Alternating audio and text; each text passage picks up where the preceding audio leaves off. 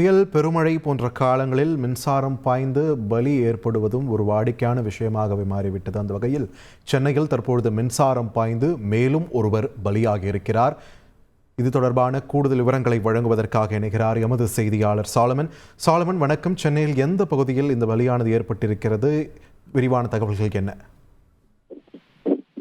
சென்னை வேளச்சேரி விஜயநகர் 2வது தெருவுல சக்திவேல் என்பவர் நடந்து சென்ற போது திடீரென அங்க மின்சார கம்பி ஒன்று அருந்து விழுந்ததை தெரியாமல் அதன் மூலமாக மின்சாரம் பாய்ந்து சம்பவ இடத்திலேயே சக்திவேல் என்பவர் உயிரிழந்துள்ளார். குறிப்பாக உயிரிழந்தவுடன் உடனடியாக அருகில் இருந்த நபர்கள் அந்த நபரை மீட்டு பிரேத பரிசோதனைக்காக தற்போது ராயப்பேட்டை அரசு மருத்துவமனையில வைக்கப்பட்டுள்ளது.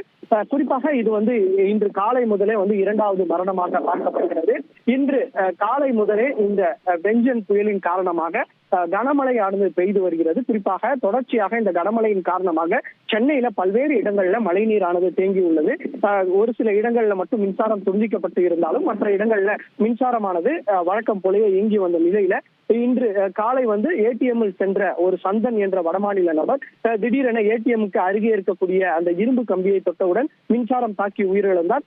தற்போது இதே போல கே நகர்ல இருக்கக்கூடிய லால் சலாம் என்ற திரைப்படத்தின் எடிட்டரான பிரவீன்குமார் என்பவரும் இதே போல நடந்து சென்ற போது அவர் மீதும் மின்சாரம் பாய்ந்தது. அவர் நல்வாய்ப்பாக அவர் உயிர் சேதமின்றி அவர் சிகிச்சை பெற்று வருகிறார். இந்த நிலையில வேளச்சேரியை சேர்ந்த சக்திவேல் என்பவர் தற்போது மின்சாரம் தாக்கி சம்பவ இடத்திலேயே உயிரிழந்தார். இது தொடர்பாக வேளச்சேரி போலீசார் தீவிரமாக விசாரணை மேற்கொண்டு வருகின்றனர்.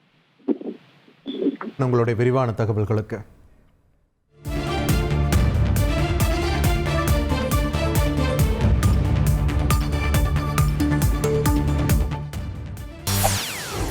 செய்திகளை உடனுக்குடன் தெரிந்து கொள்ள உடனே சப்ஸ்கிரைப் பண்ணுங்க.